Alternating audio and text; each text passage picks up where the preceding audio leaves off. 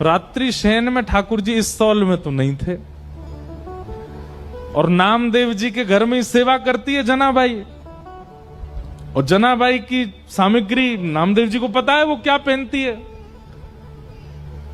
नामदेव जी तुरंत बोले, ये सौल तो मैंने कहीं देखी है जो पंडरीनाथ पहने, रात में तो नहीं थी, ये सुबह कहां से आ गई।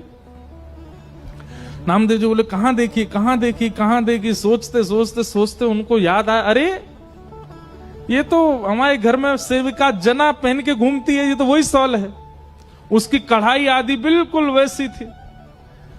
तो कई बार आश्चर्यचकित वस्तु दिखती है तो आप अचानक से बोल पड़ते हो, और नामदेव जी बोल पड़े, ये तो जना की सौल है।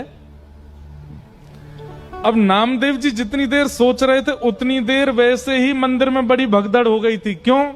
क्योंकि जैसे ही कपाट खोले और ठाकुर जी का जब दर्शन किया तो ठाकुर जी के जितने आभूषण थे वो थे ही नहीं।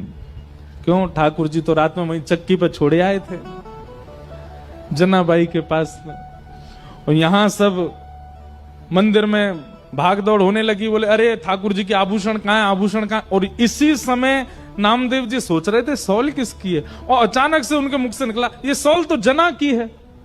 सारे पुजारियों ने रुक के कहा, क्या कहा? ये सौल जनाबाई की है? बोला, हाँ।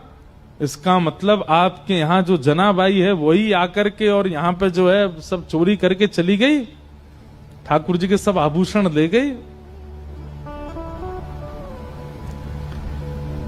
किसी ने भी सदविचार नहीं किया, सबने दुर्विचार किया कि जनाबाई सब ठाकुर जी के आभूषण चुरा के चले गए। यहां जनाबाई रात भर का जो उसका अनुभव था उसको आनंद ले रही थी, स्नान ध्यान करके आज बड़ी प्रसन्न है, तिलक लगाती है। ठाकुर जी ने रात में जो सुख दिया उसको भूल नहीं पा रही है। और इतने में ही